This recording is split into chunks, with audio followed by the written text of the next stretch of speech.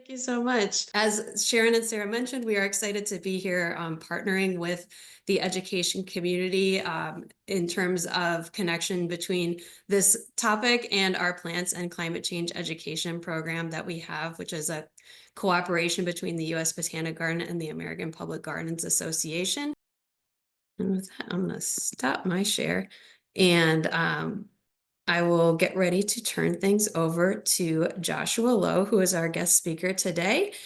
We are very excited to get to hear from him a little bit more about this topic of climate change communication. So thank you so much for being with us, Joshua. Yeah, thank you so much, Emily. I want to start off by asking you to put in the chat a word or two. When you think about climate change, what do you feel? Angry, scared, okay. Concerned. These are all perfectly natural things to feel. Angry. I felt all of these things. I need to act. That's a good one. M is optimistic. I like that. I want to be M's friend. Any other? Despair, hopeless. Okay. So we hope. Again, I like M and Paula. I want to be their friends. Hopeful. Oh, Rhonda's amazing. Rhonda feels helpful, which is a great thing to feel. Okay, I'm now going to ask and change the question a little bit. When you think about climate change, how do you want to feel? And again, drop in the chat how you want to feel. Encouraged, empowered, optimistic, purposeful, hopeful, empowered, proactive, results-driven, good, accomplished, useful, helpful, inspired, knowledgeable. That's a good one. Josh wants it not to be politicized. I think there's some people who helped organize this that wants that same thing. Okay, now let's change perspective a little bit. When you talk about climate change, what do you want your audience to feel?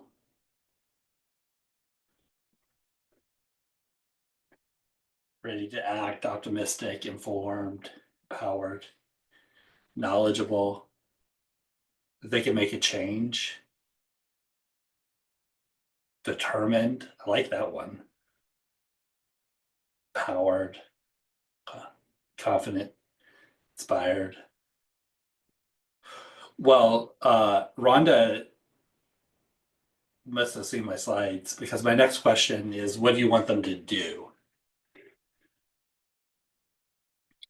Because I think that's one of the, when you think about this communication, I think those are the things that I'm thinking about. How do we get in, understand our audience, and how do we move them to take action in whatever way makes sense for your garden and for your audience?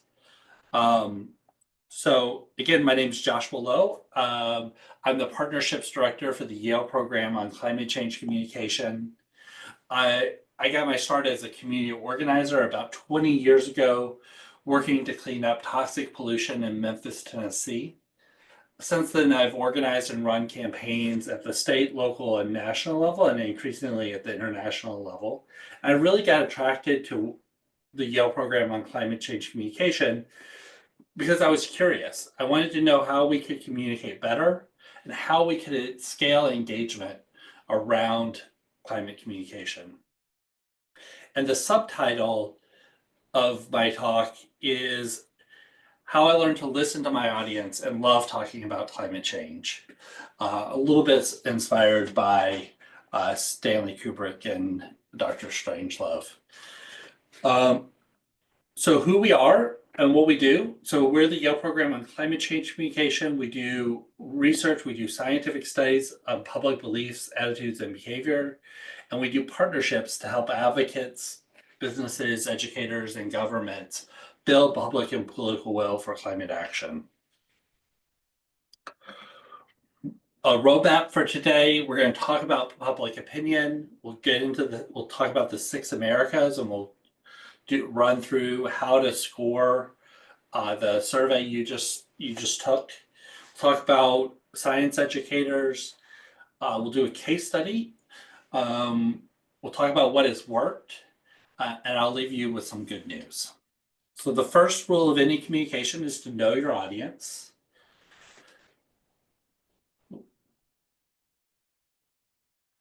Your audience will not and may not need to think about climate change the way that you do. Oftentimes people I'm talking to think about climate change all the time and have very specific reasons why they care about climate change. For example, I think moose are the coolest things ever. Like they're just the weirdest creatures. Like they don't really fit in anywhere, but somehow they're giant and amazing. But people might get involved for different reasons, like care of someone close to them, or maybe they get involved in different ways, like getting a green job. So we do nationally representative surveys in our twice a year. We call this Climate Change in the American Mind. And we ask people a range of different questions, including, do they think global warming is happening? And the good news is that most Americans think global warming is happening. So about 3 out of 4 Americans think that it's happening. And that's compared to just 14% that think that it's not happening. A majority of Americans think global warming is mostly human caused. So that's 60% compared to just 28% that think that it's not human caused. This is important because if you don't think that humans caused the problem, you won't necessarily think that there's something that we can do about it as humans. A majority of Americans are worried about global warming, and I really pay attention to the dark green number, that 28% that are very worried about global warming. Yet many Americans have never or rarely have a conversation with family and friends. This is probably not true for anybody on this call, but it's true for most Americans. And that means that we need to, when we're talking about climate change, it helps to do that educational work to help people understand and connect those dots. And it's also important to give people a space to have these conversations. We produce Yale Climate Opinion Maps because not everybody thinks about climate change in the same way across the country. There's different levels of climate opinion, support for climate action, depending on where you are. And this allows you to not only look at what the public opinion is at the national level, but you're able to look at it in the state and county that you're in. So if you're curious about what's going on in Durham, North Carolina, or Denver, Colorado, this is a great way to explore those opinions and to explore it for different places where your visitors might be coming from. The next thing is the Yale Climate Opinion Fact Sheet. So this allows you to take those nationally representative numbers and put it into an 8.5 by 11 sheet of paper. And I'm going to try to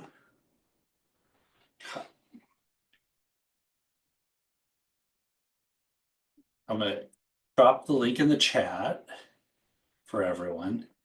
And if you could go there and download the fact sheet for your county, which should be pretty easy, it'll only take a couple seconds. So choose the state and then choose your county. and then click Generate Fact Sheet.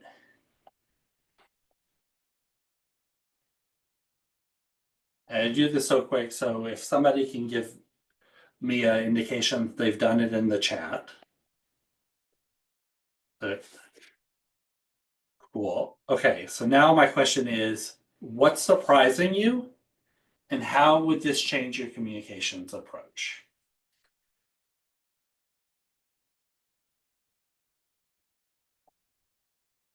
Any couple? I'll take a couple surprises in the chat.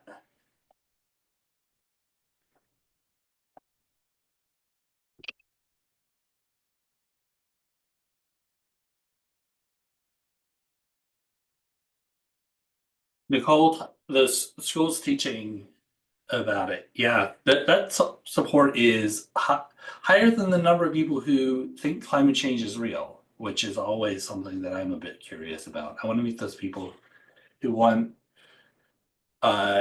schools to teach about global warming. Oh, so Anne is saying most scientists that only 62% in her community thinks most scientists agree that global warming is happening. Yeah, people underestimate the policy or the consensus, the scientific consensus. So, so this is a really useful tool if you're educating the public. Oftentimes, people underestimate how much public support there is in their community. This is also a really good tool if you're meeting with your boss or the board to help them understand how much public support there is in the community and where there are communications needs. So now I want to talk about the 6 Americas. Remember, this is all about knowing your audience. Americans don't neatly divide into climate activists and opponents. And within that 70% of Americans that think global warming is real and the majority that think that it's human cause, there's a wide spectrum of how people are dealing with this. And we segment Americans into 6 Americas. So that's the alarmed, concerned, cautious, disengaged, doubtful, and dismissive. The alarmed are those folks that think climate change is real, happening now, and generally support policy solutions. Concerned think that climate change is a more distant problem in time and space. The cautious have questions about the science of global warming. They just have less certainty about it. The disengaged are those folks that don't really know very much about global warming at all. The doubtful, if they think global warming is real, they don't think it's human caused. And the dismissive are those folks on the other side. They're oftentimes very loud, or they at least feel very loud. And they are the folks that are most likely, just feel very loud and will think global warming is a hoax. And the good news is that a majority of Americans are either alarmed or concerned about global warming. Over the last decade, Americans are moving from the cautious to the concerned, and from the concerned to the alarmed, and the alarmed is growing, and the concerned is growing. It's probably not very surprising that Gen Z and millennials are more likely to be alarmed and concerned about global warming and less likely to be doubtful or dismissive than older generations. Similarly, women are more likely to be alarmed and concerned than men. But what might be a bit surprising is that majorities of Latinos and Black adults are more likely to be alarmed and concerned than their white counterparts. And with this, I want to stop sharing for just a second. And let Bailey do the scoring. So what you just filled out was what we call SASE, the 6 America's super short survey.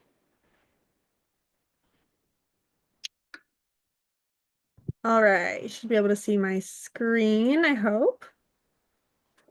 Yes. Great. And then, all right, so on this page, Okay, so you have the I've got it here. I can pull it. survey in the CSV file. Yep, Perfect. in my downloads on my computer. I'm just gonna drag it down here, or you can click there to go select the file.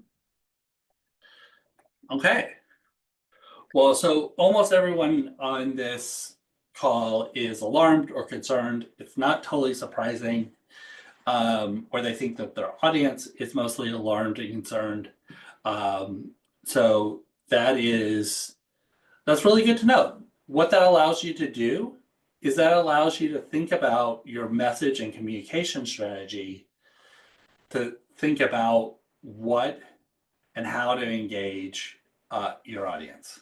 So with that, Bailey, if I can take over screen sharing again, I'd appreciate it. And I'm going to share. We did that relatively seamlessly. See my slides again? Yes. Awesome. Okay. And so why this is so important is because each of the six Americas has different questions about global warming, whether it's, what can we do? Is there still time that the alarmed have? How do we know it's human caused? Is what the cautious ask. And the dismissive are, is it a hoax? And remember, alarmed and concerned are the majority of the people you're probably dealing with, and probably the majority of people who are visiting your public garden. Uh, the we have a really simple tool which you all took, called SASE, the Six Americas Super Short Survey. It's really there for you, and a number of museums and gardens have used it. I'm here to help you use it, and it's in a bunch of different forms, and we have a guide for that. But it's just 4 questions, easy to incorporate into a visitor survey. Again, think about mobilizing for climate solutions, the alarmed and concerned, and educating the concerned, cautious, and doubtful. So why does this matter for informal science communicators? Well, when people ask visitors, should museums, and this is a survey that Wilkins Consulting did with AAM, they asked, should museum visitors and visitors to public gardens, who should be educating the public about climate change? And the good news is that for museum visitors, there were majorities for every type of museum and cultural institution they asked about. But particularly for botanical gardens, 58% of the general public in the survey said that they should be educating the public, and 82% of museum visitors. So my answer to that is your audience wants you to communicate about climate change. And I want to give you an example that was referenced earlier in this call, the Wild Center. So this is in upstate New York. I think about this as it's very rural up there. I got to visit a while back and actually do this course up in the trees. It was amazing. Jen up there is just a rock star, and it's in a conservative area of the country. This is at least Stephanic's congressional district, and they wanted to develop a climate exhibit. And they were thinking they needed to focus mainly on the science. But when they learned about their audience, they pivoted and they focused on climate solutions. So basically what they did is they surveyed their visitors, and they worked with Cara Collective to this. And they also asked their staff where they thought their visitors were. And their staff underestimated how much support there was within their visitors. So what this tells you is basically that we're all not great at knowing what other people think unless we have a conversation with them. And when they surveyed their visitors, their summer audience was 84.6% alarmed and concerned. This was such a high number of alarmed and concerned, they actually repeated it in the winter and got similar results. And because of those results, they pivoted their messaging strategy to focus more on messages around climate solutions. So they developed their climate solutions, and their big idea was that people across sectors, generations, and backgrounds are invited to find a place in the climate movement. And they did a storytelling approach because storytelling has the power to cut across policy divisions and cut across what one of my partners calls fact land and really reach into someone's heart and touch them there. And they were able to focus on these stories by highlighting a range of people in the local area that are focused on climate solutions from a variety of different perspectives and professions. So everybody could see themselves in this, whether they were an Indigenous person, a young person, a scientist, or someone who was just like to garden. There was a place for everybody. And when they did the evaluation, they found that the framework was clear and effective.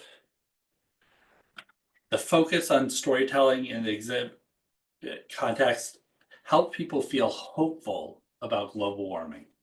And this is, I think, one of the best examples of like I called it a master class on climate communication. And I encourage everybody to make their way up to the Adirondacks if they can, or if not, the people at the Walt Center are happy to tell you more about this example, because they did just an amazing job of both applying the research and really making a beautiful exhibit.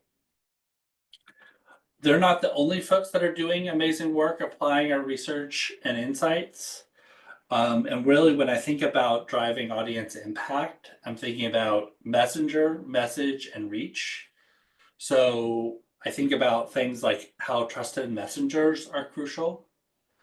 A great example, in addition to the work that the Wild Center did, was Fenton Communication highlighted more conservative leaning voices like military generals talking about climate change in their new Climate Voices exhibit.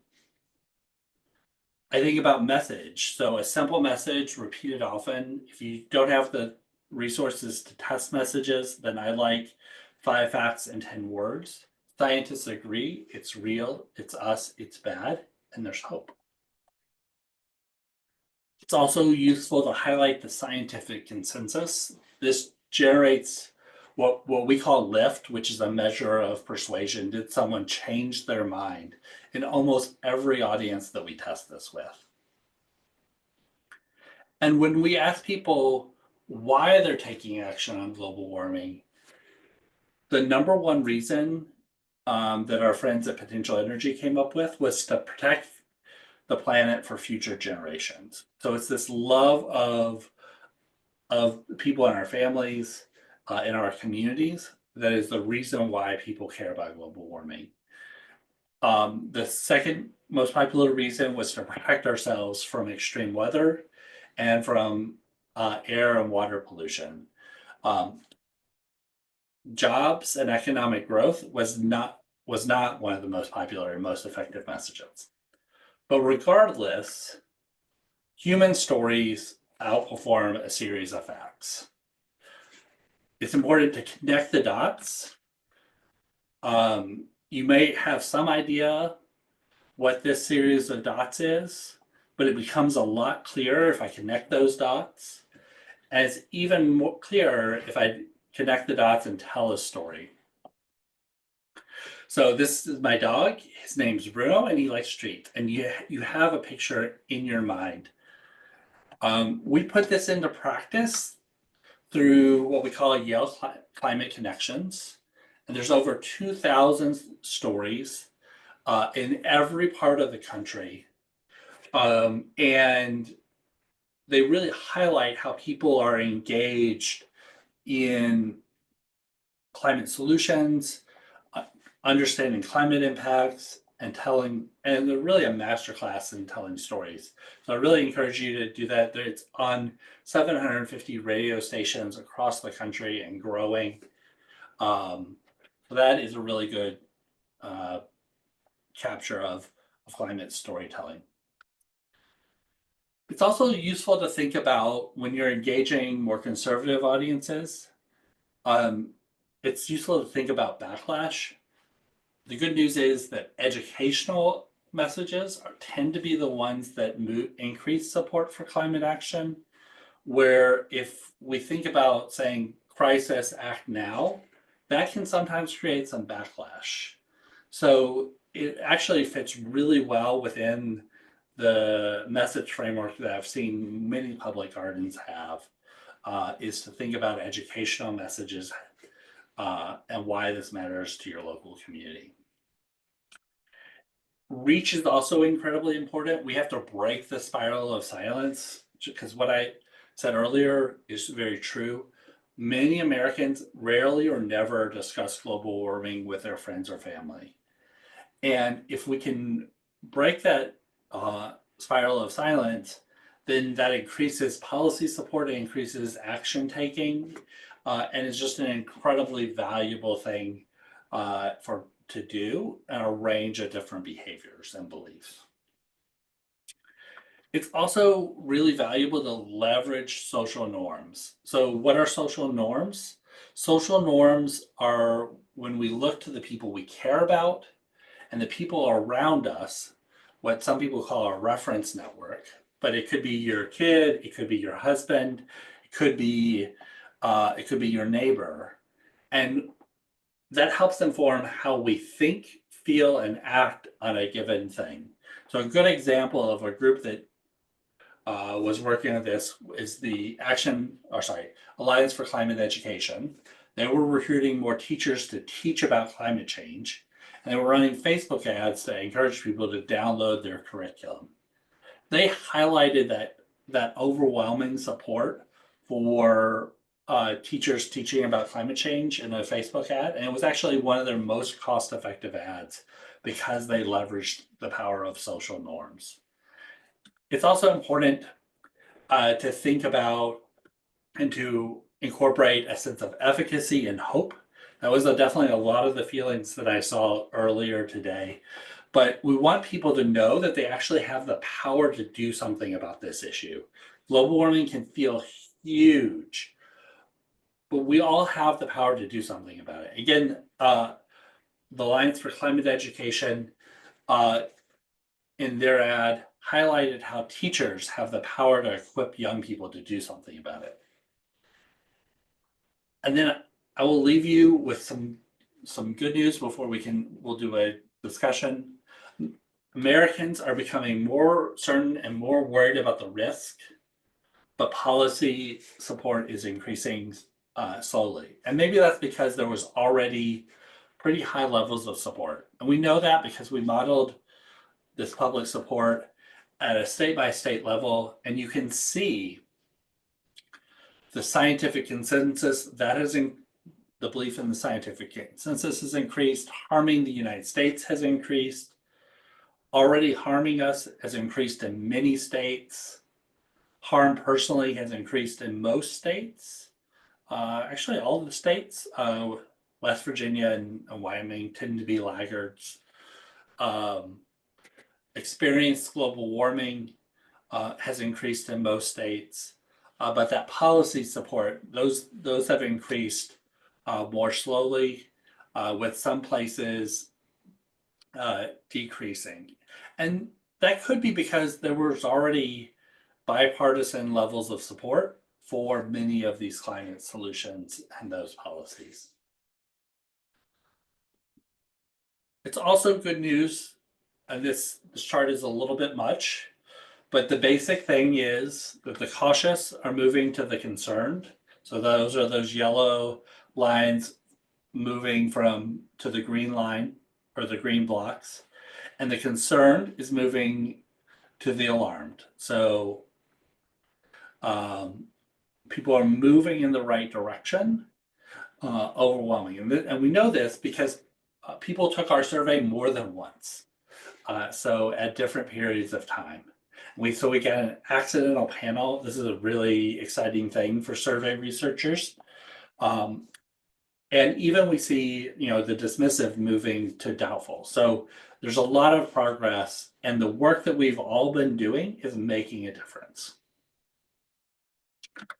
We also do partnerships. That's the work that I do that involves strategic consulting. So you're trying to figure out how to engage an audience, how to understand them, what messages to use, applying the tools. So whether that's YCOM or the fact sheets or SASE, we can be helpful in helping you think through that. Experiment and message test, and then training climate communicators is something that we can do.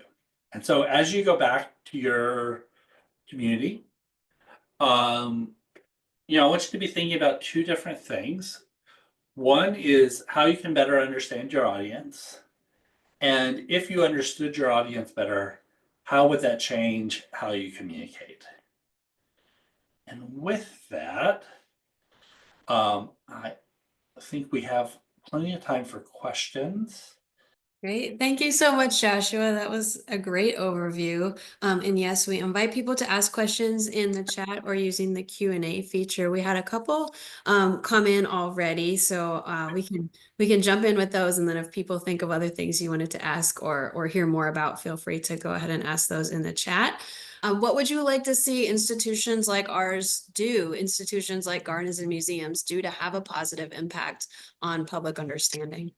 Yeah, I think we're seeing a lot of gardens and museums have a really cool impact. We talked about the Wild Center example, which I really can't say enough good things about. Um, but we also have Phipps in Pittsburgh that is doing work to engage its community. The Atlanta, and Denver are doing some really cool projects. And so there's a variety of different ways that botanical gardens are getting involved in this conversation. I think that it's important to realize that your audience, that your visitors, go to you to have fun and to enjoy and to see beauty. I mean, that's one of the reasons why I make my way down to the mall, to the Botanic Gardens in DC on occasion, not often enough, but on occasion. But that's also an opportunity where people are inviting learning into their day. And I enjoy, I love the fact that trees are labeled because I don't know how to identify, even though I work for the forestry school, I don't know how to identify a tree unless you label it. And that's helping me learn and enjoy my experience at botanical gardens and arboretums. So I think there's that opportunity to really help people move along that spectrum and to see how various climate solutions can be engaged, help people connect those dots. I mean, the fact that growing zones are changing is such a useful way for people to connect climate change with their real lived experience, and then to do something about it, either in terms of adaptation or mitigation efforts. Yeah, thank you. I had a question about climate storytelling, and you showed the example of the climate connections work. I'm wondering, where does the Yale program on climate change communication find those interesting climate stories? The example you had on your slide was a plant related one, so I thought, Yeah. that's interesting. Like, who are you connected with, or where do you look for cool stories? Yeah, the short of it is that we have a team of journalists that are constantly looking for those stories. Now, it's always good if those stories come to us. So if you have a pitch about a cool project or a cool story from your botanical garden, definitely let us know so that we can, I'm not the editor of this news service. So I can't make any promises, but let us know so that we can hear about it, and maybe there's the story there. Yeah, but there's a team of about 5 or 6 journalists that are constantly looking for those stories. And I think there's just the cool thing is that there's so many more of those stories around the country and around the world that we don't even get to because there's not time. Right, thank you. Yeah, lots of interesting work out there. Yeah, and we as Gardens can do a lot in terms of making that work public and making sure people know about it. Here's a question. When the Wild Center gathered their data that altered their messaging, do you know what methods they used? And the follow-up question on that is, has any institution sent out a survey and an email to members or visitors, or would you suggest that's not the best way to collect this kind of data? Yeah, so the Wild Center worked with a group called the CARE Collective, which is a set of consultants that work with cultural institutions. They did, I think, both in-person and email-based surveys to collect that data. And there are methodologies for training. Thanks, Grace, for putting that in the chat, the link to there are methodologies for training visitor survey collection. The University of Utah and the Natural History Museum there has a really cool qualitative data collection project that you should be on the lookout for more information on. They attach GoPro cameras to people as they went through their exhibit. Really cool way to better understand how people are engaging with those exhibits. There are a number of museums that do email surveys, and I think that you can get a lot of actionable information that way. I think the caveat there is to know who is this representative of. So if you think about your email list, these are the people who are most engaged, potentially your donors. And so it's really, that's an incredibly valuable group to better understand. So I think that's actually a really good thing to do is to do that. Susie Wilkins does that with AAM every year, and you can get involved in her survey. Otherwise, like we can help you think about the survey questions for your email list, and depending on what your goals are. But that's a perfectly valid thing. Just know that it would not be representative of the general public in your area, but would be representative of perhaps it's representative of your email list. Yeah, right. That makes a lot of sense. I was curious too, outside of survey research, what kinds of methodologies does your team use aside from survey? Do you do focus groups? Do you do, personal interviews or those sorts of qualitative approaches too? Yeah, we're a very quantitative shop Uh-huh. at YPCCC. So we do surveys. Oftentimes we really like nationally representative surveys. So that's the Climate Change in the American Mind survey. We're also doing this work in India and in Indonesia as well.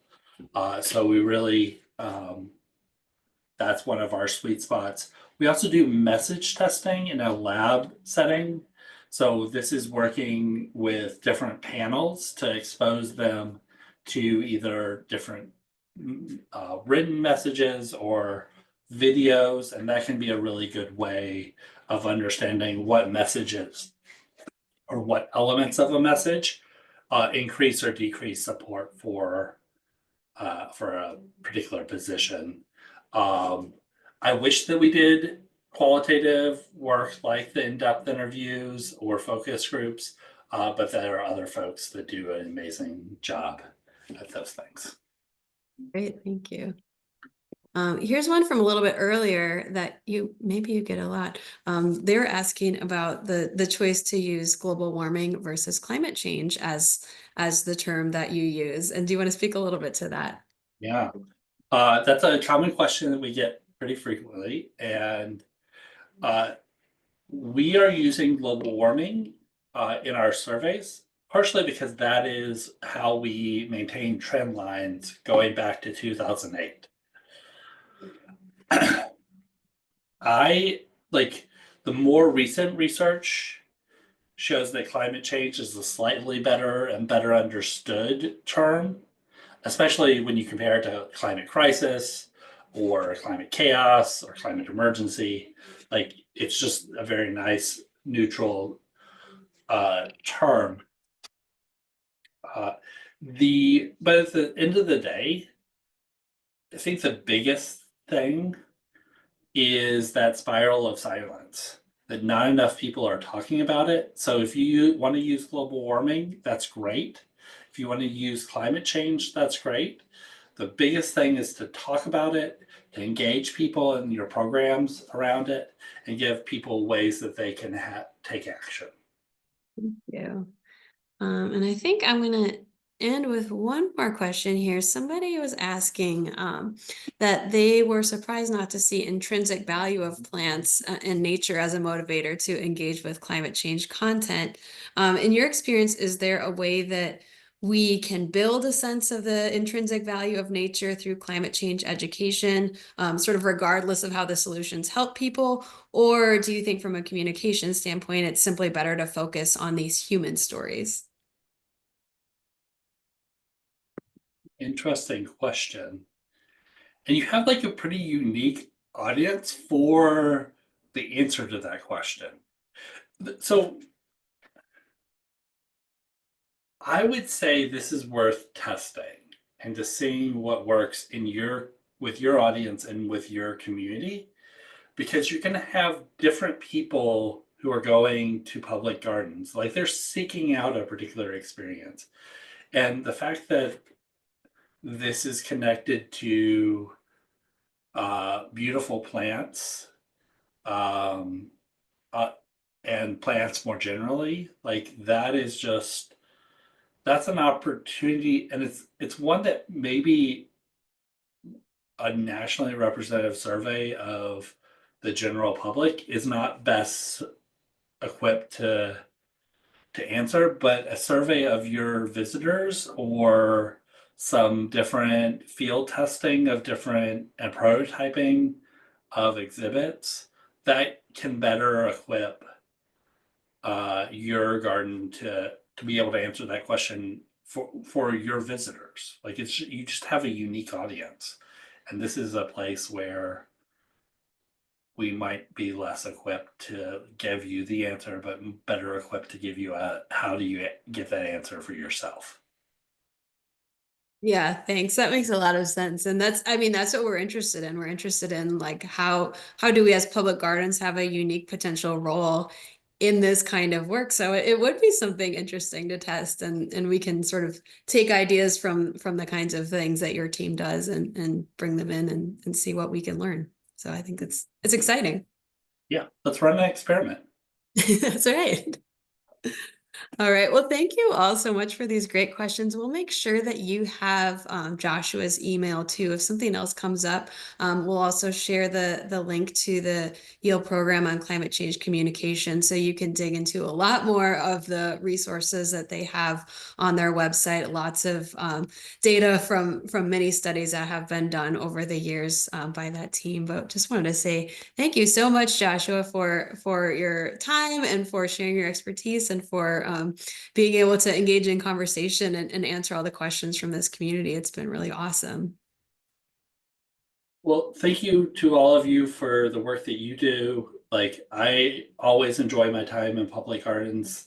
My last trip to Durham, the Duke Gardens were an amazing highlight of that. Going to the Botanic Gardens in DC is always a highlight for like we take our friends and family members that come to DC's to the Botanic Gardens because it's just they're amazing places that give us a chance to experience beauty. And so thank you for adding a little bit of beauty to the world.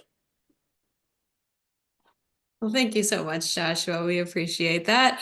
And we're all trying to do good work in our gardens, and lots of awesome gardens across the country to visit. So that's the great thing. We're gonna go ahead and pass things back over, I think, first to Bailey to close us out, and then if Sarah and Sharon have any final announcements from our education community, happy to hear from you too. Yeah, just thanks so much, Joshua and Emily. It's great, especially, for those of you who are on this, if you may be in a different community, it's great to cooperate with other communities within APGA. I know I personally sent this to our research team and others because they do a lot of this work, and I think they're very interested in these topics as well. So it's not just the people who you normally think of as the typical communicators. So thanks so much for joining us. Again, thanks so much to everyone for attending, and I'm looking forward to more conversations around this topic